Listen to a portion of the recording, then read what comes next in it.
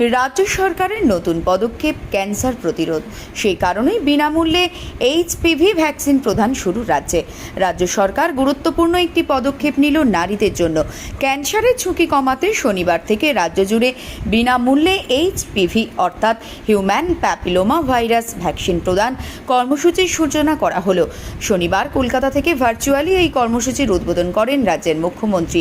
একই সঙ্গে দুর্গাপুর মহকুমা হাসপাতালেও ভার্চুয়াল মাধ্যমে কর্মসূচির উদ্বোধন হয়।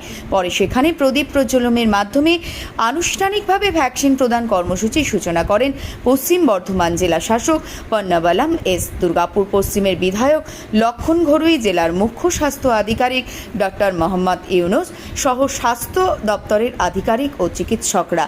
স্বাস্থ্য দপ্তর সূত্রে জানা গিয়েছে 14 বছর ও তার ঊর্ধ্বে বয়সী মেয়েদের এই এইচপিভি ভ্যাকসিন প্রদান করা হবে। আজকে আমাদের হিউম্যান পাপিলোমা ভাইরাস, যেটা সার্ভিক্যাল ক্যান্সার মেয়েদের হয়, তার বিরুদ্ধে তারকে লড়াই, তাদেরকে আটকানোর জন্য, সার্ভিক্যাল ক্যান্সারকে আটকানোর জন্য ये ह्यूमन पापिलोमा वायरस HPV वैक्सीनेशन प्रोग्रामটা সারা স্টেটে আজকে মাননীয় মুখ্যমন্ত্রী স্যার বিধাননগর থেকে উদ্বোধন করলেন ভ্যাকসিনেশনটা। এই ভ্যাকসিনেশনটা পাবেন যাদের 14 বছর হয়েছে, 15 বছর হয়নি তারা পাবেন, যারা 15 বছর হয়নি তারা পাবেন। এই 3 মাস ধরে এটা চলবে আমাদের এই ভ্যাকসিনেশন।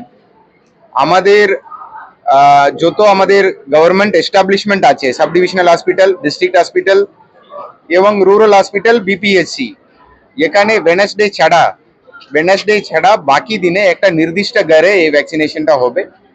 প্রায় আমাদের টার্গেট আছে 32,000 মেয়েরা সারা জেলাতে এই ভ্যাকসিনেশনের জন্য এলিজিবল।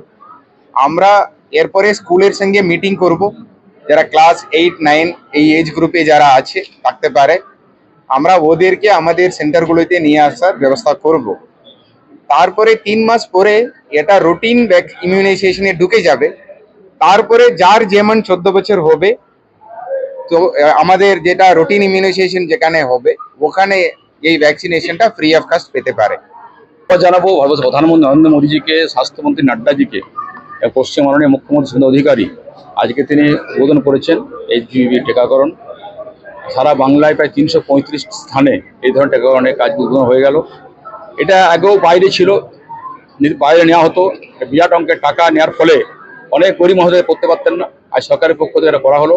আমরা খুব ধন্যবাদ জানাবো আমাদের ডিএম সাহেবকে, আমাদের সিএমএইচকে, আমাদের সুপারকে, তারা ব্যবস্থাপনা করেছেন। আর আমাকে আমন্ত্রণ করে আমি গর্বিত যে এত সুন্দর একটি কার্যক্রমের মধ্যে থাকতে পারলাম।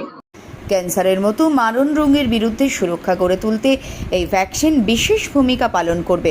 দুর্গাপুর থেকে নিজস্ব প্রতিবেদন, সারা বাংলা দর্পণ।